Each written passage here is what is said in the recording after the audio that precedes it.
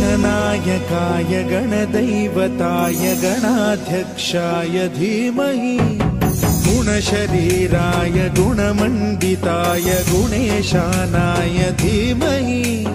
गुणातीताय गुणाधीशाय गुणप्रविष्टाय धीमहि